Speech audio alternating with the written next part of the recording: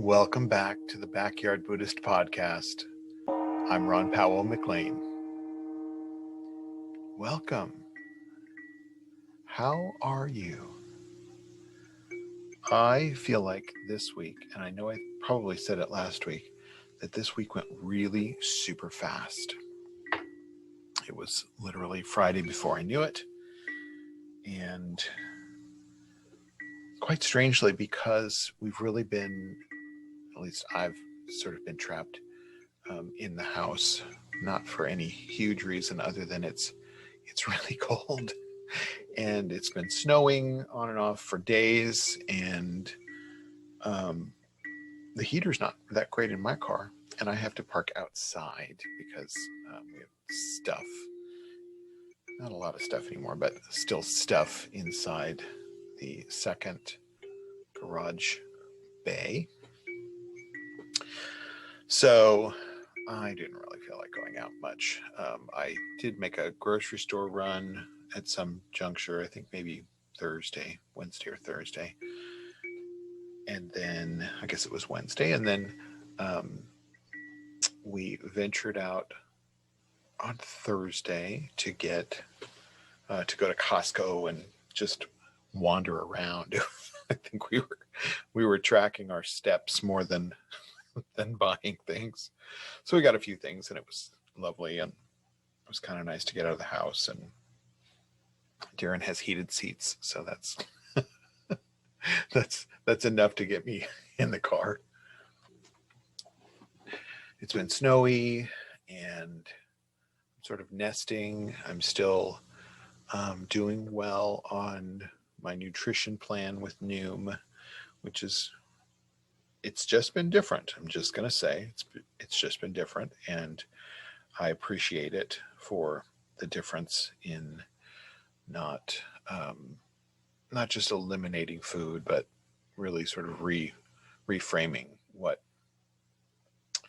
I'm putting in.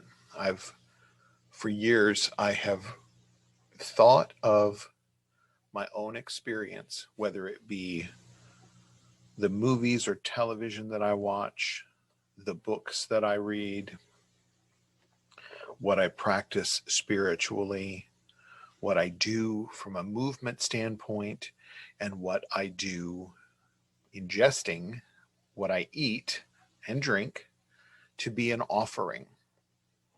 I think of it as offering up to my awareness, for one. That's the key, but also offering up in a devotional way to this experience and this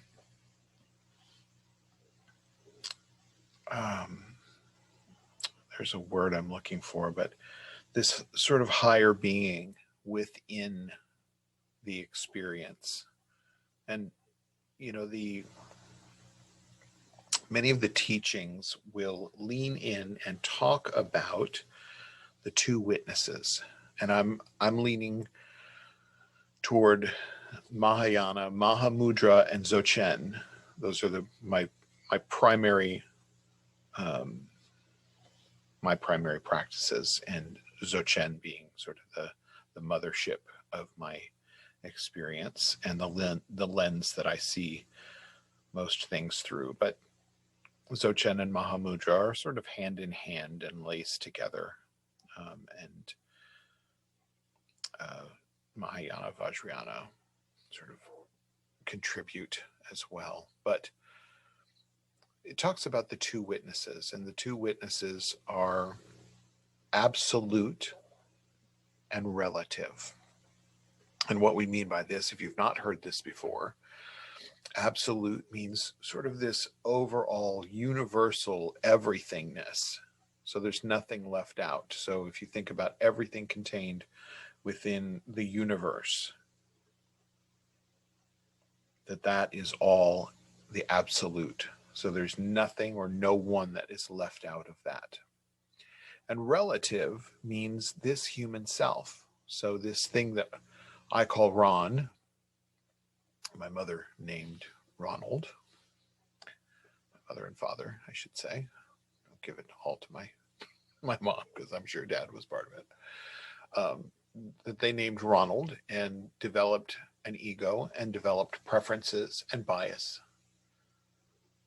Is this relative being that has aches and pains and headaches and gets hungry and hangry and all of those pieces. But ultimately, the relative springs forth from the absolute. Yet they appear to be two witnesses, two different points of view.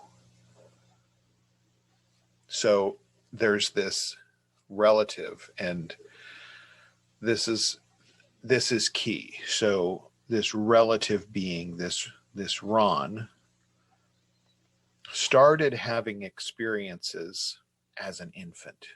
You're given a toy or a binky or a baba or whatever that's mine, that we start to develop this mind thing. I want grabbing, grasping, touching, experiencing. I want the brightly colored toy. I want the thing that makes the tinkling music.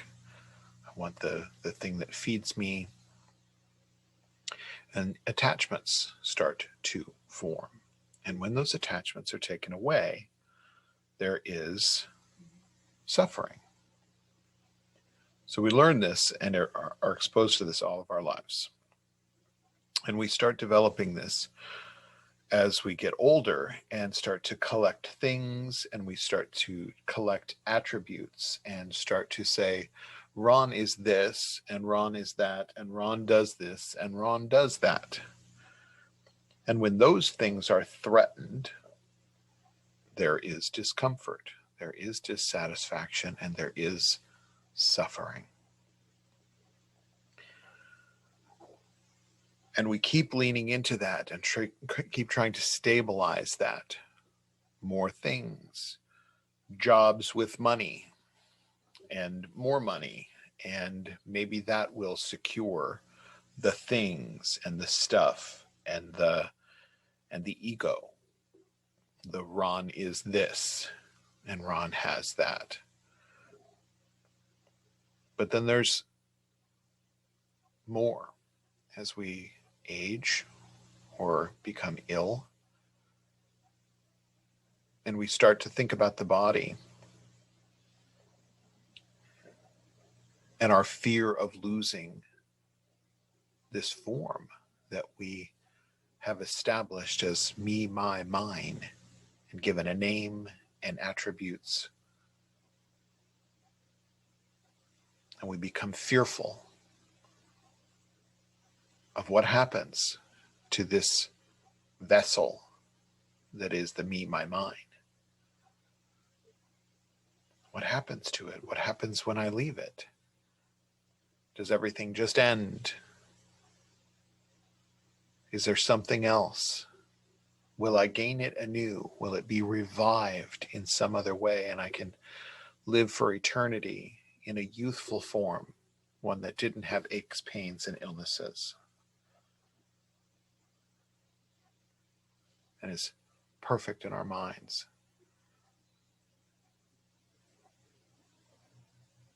So what I mean to say from this, and where I went with our Dharma talk this morning, Sunday morning,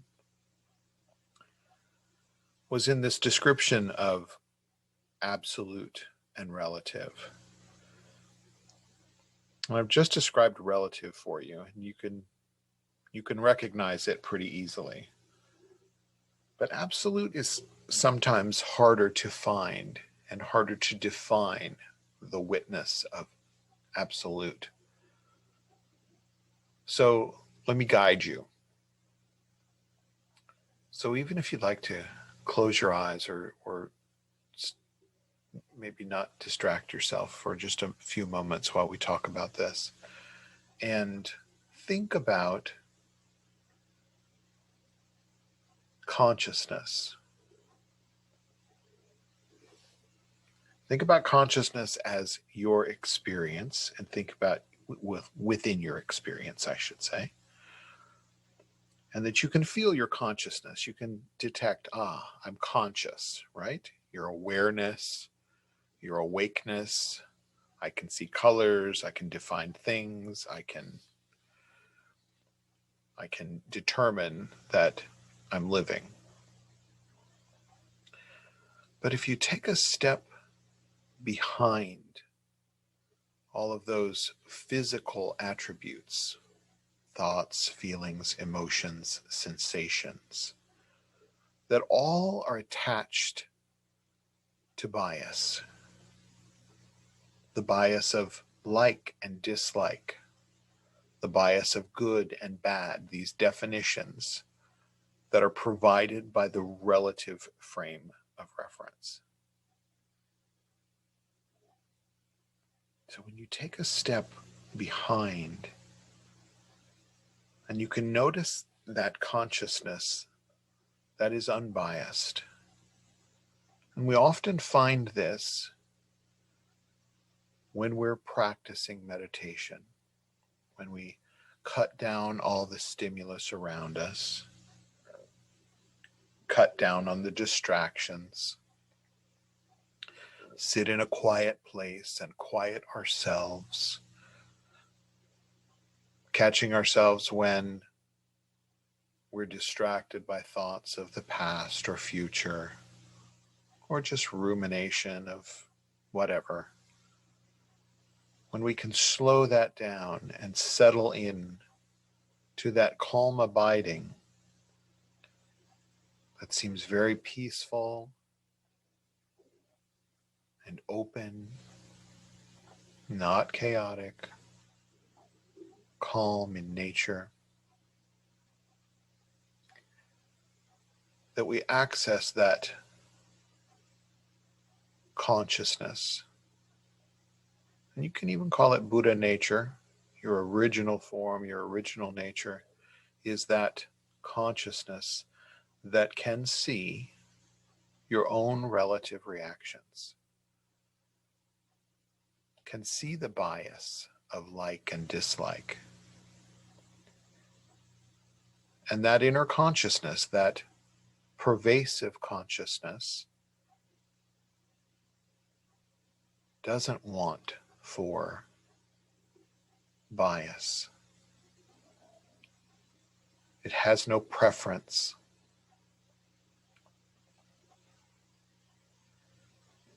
It's the relative self, the ego, this human form that has preference and bias, like and dislike, and attachments.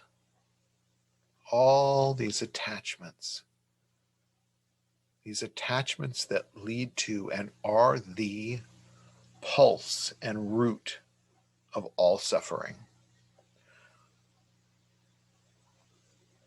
Now that's big to say all suffering is caused by attachment.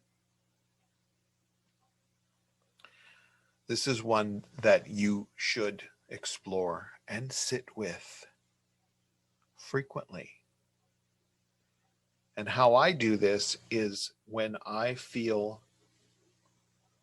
good, bad, off, not normal, mad, sad, glad, you name it. When I sit, and I'm talking about meditation sitting, when I sit down on my cushion or my couch or wherever I'm going to meditate, I check in. I check in with the physical body, and I look for any discomfort. Look for those things that are just tightness that I can relax that I just didn't realize I was doing. And looking for anything that's a little more, experiential, that is, just pain. That's body pain or discomfort. That's something's not particularly great, right? Maybe it's that, achy knee or whatever it is that keeps showing up, or toothache that you can't just wish away or relax and it stops. So we become aware of those. And then we want to check in with the mental state. I check in with my mental state and say, what's going on? How do I feel? And just explore. How do I feel? I'm cranky. I'm tired. I'm calm. Sometimes I'm calm. every once in a blue moon, I'm calm. And there's not a whole lot of chatter or narrative running in my brain. But I check in. What's going on? And typically there's something that I've been ruminating on, something that has been a persistent thought. And it can be, it's just par for the course. This is not something that we're to judge or criticize about our experience. This is not something that we want to eradicate, but something that just exists. It's like leaves on trees. They just exist. Whether we think they're good or bad, they just exist. The tree just exists. So it's the same with our experience. All of these thoughts, feelings, emotions, and sensations just are part of it. Not to be criticized, but can be examined. I'm looking for their root.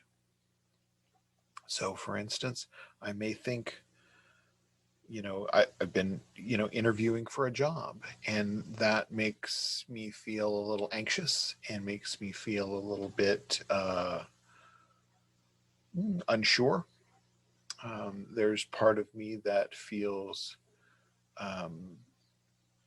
not good enough. There's part of me that feels excited and hopeful. There's part of me that wants to then plan things for the future. If, I get a good job and it's great money and et cetera, how does that affect my future plan? So there's a rumination of thoughts that can start arising. So just taking that moment to examine and see what am I thinking about? What's bugging me? What's not bugging me? Am I thinking about something from the past and ruminating and thinking about, my own traumas or my own bad experiences that I wish I didn't have. And I think about if I would have just done this or said this or not been in that space, that maybe something would be different. So checking in and seeing what is there and then pulling that apart and just asking the question, how is this attachment?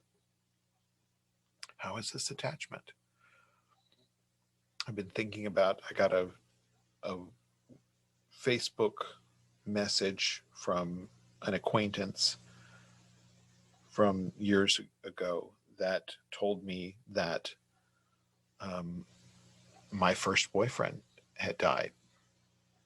And we had a video chat about, 3 or 4 weeks before that. I listened to him and given him some advice, and he texted me back and said, hey, thanks. This is, really great. And he apparently,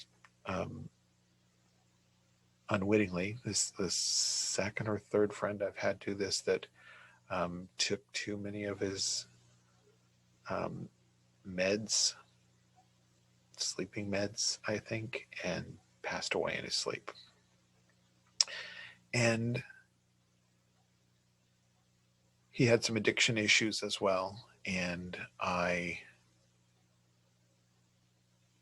thought actually that if something was going to happen and he was going to die too early, it would have been 20 years ago when he was an active addict, active alcoholic. And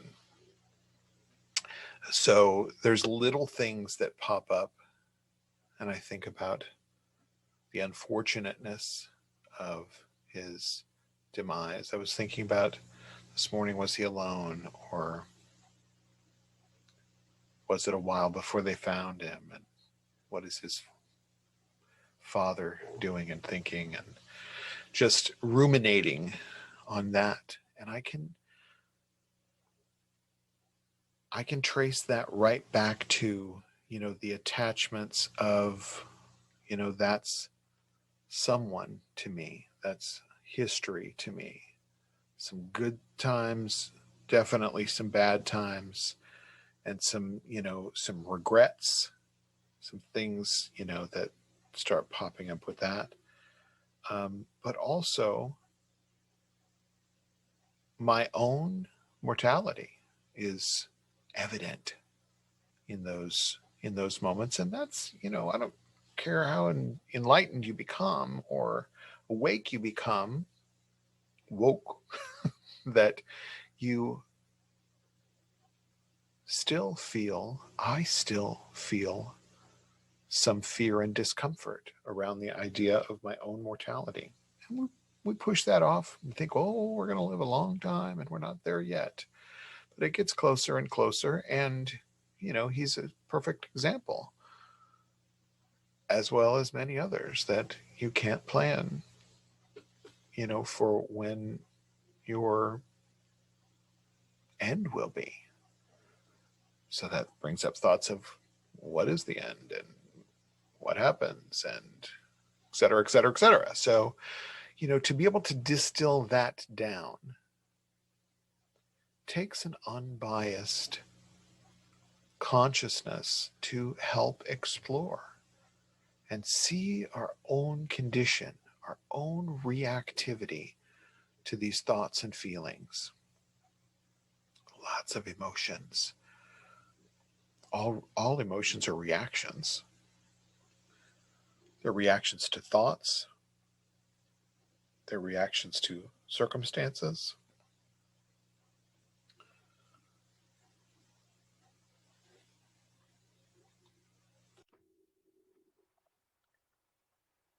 So let's keep in mind that this absolute or ultimate consciousness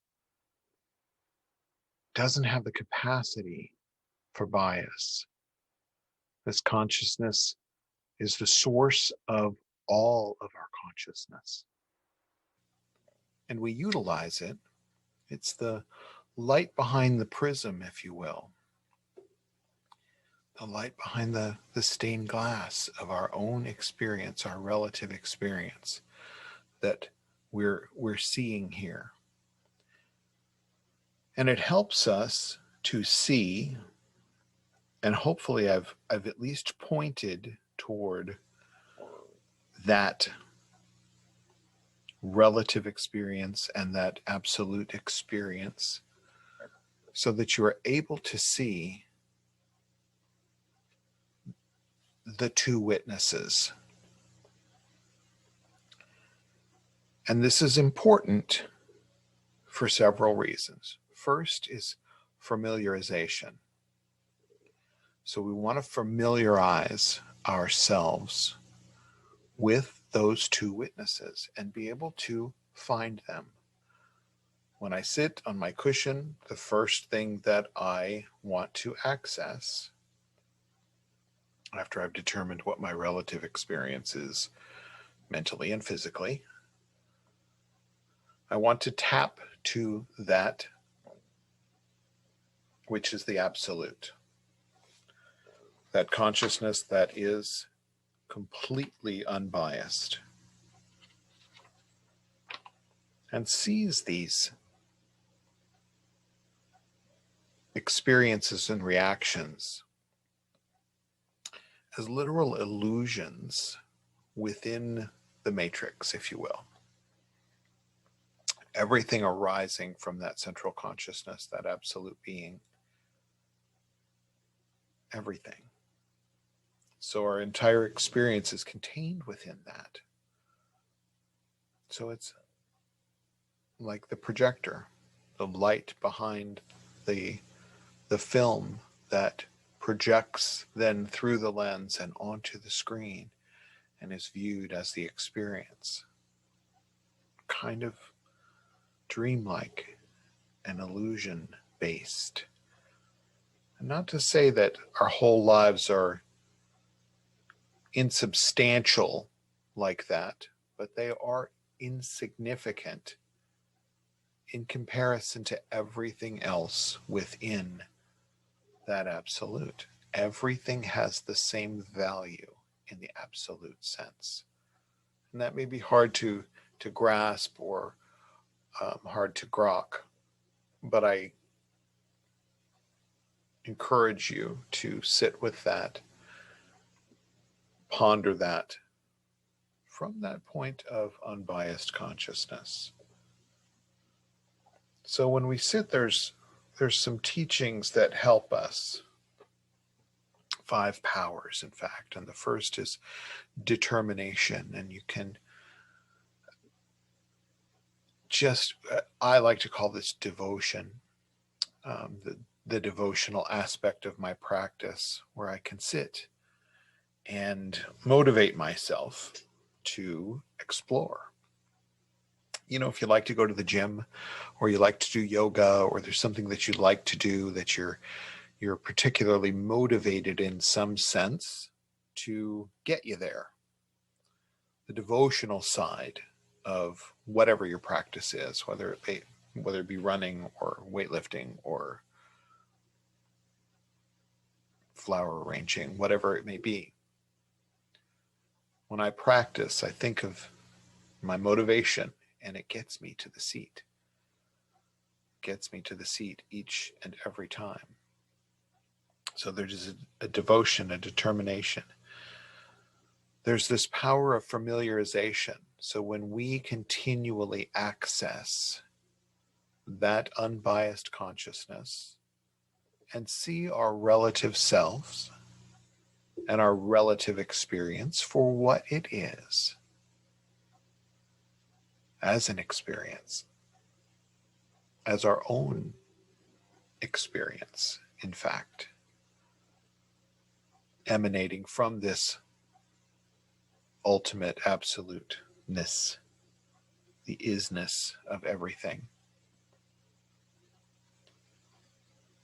There are virtuous cultivations. So as we begin to familiarize ourselves and frequently come back to and start to lose that bias, oh, this is good or this is bad, or seeking like and dislike, we can let go of that and just be with whatever's happening. Then there are virtuous cultivations that we can start to really cultivate. We talked about bodhicitta last week. This awakened heart-mind, this openness, this knowingness, this understanding that there is a pervasive interconnectedness through us and all things. So if we are all connected, why would we want to, or why would we hurt another? The fourth is the power of utterly disowning the cause of suffering. When we can see and know that the cause of suffering is attachment, relative attachment, then why would we not abandon it completely? Seeing the suffering that it causes in our own experience and the experience of all other beings, why would we not just let completely go of that which keeps harming us? The fifth power is the power of prayer and dedication. Understanding that through this knowingness, this awakened awareness, this unbiased consciousness, that can be shared with all other beings. So we dedicate and pray, dedicate what we know, open it, open source to every other being. Because why would we not want every other being to be free from suffering? When no one else suffers, no one suffers. So why would we not pray and dedicate everything that we know in wishful hope that every being could find that ease and calm, inclusiveness.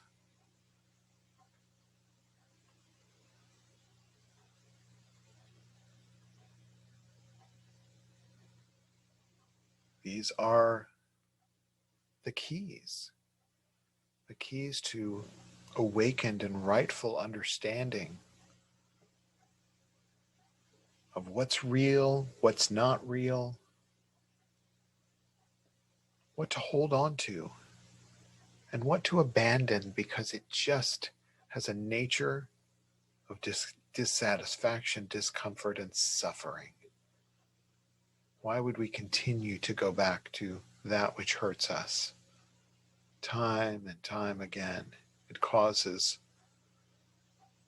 is the cause of all anger and violence, hatred.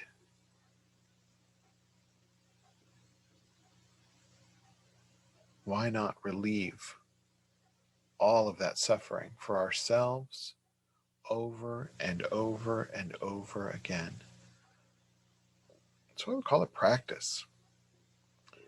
Once we discover how to pedal the bike and have it stay upright, the more we do it, the more proficient we are, and even just downright skillful. Why would we not dedicate and devote our practice and our time here to being in that awakened state, to be completely unbiased, loving, compassionate, inclusive, find sympathetic joy all around us? This is through practice. This is through this practice that we can find this enlightenment. It may feel uncomfortable as heck when you first start it, and it may feel ungrounded, and it may feel like you are somehow diminishing your personal experience and that individuality that you think is so important. And it's not that it isn't important, it's just not the only thing. When we can touch that and frequently touch that unbiased consciousness within, everything is fine. Everything is as it should be. And we are awake and aware and can contribute in a skillful way. There's a wonderful story I ran across a few weeks ago, and I feel like it helps to explain in further this idea of absolute and relative being. So there's a monkfish and a queenfish, and the monkfish went to the queenfish and asked, "I have always heard about the sea, but what is the sea? Where is it?"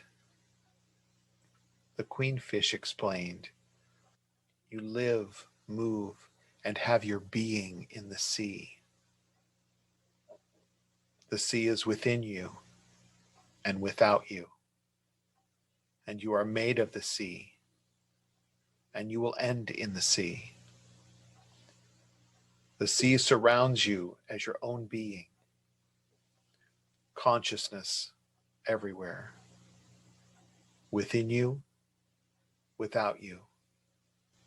This is your very being, infinite, boundless nature." So let that sink in and think about that consciousness which surrounds you, that you come from, and that you will end in. never apart, not once, though we spend a good deal of our lives thinking that we are separate from. So devotionally, show up on a daily basis. My friends, practice every day. Even if it's 5 minutes as you're falling asleep, or 5 minutes in the morning when you wake up, just touching that all pervasive, all inclusive consciousness that is the source of all of our being.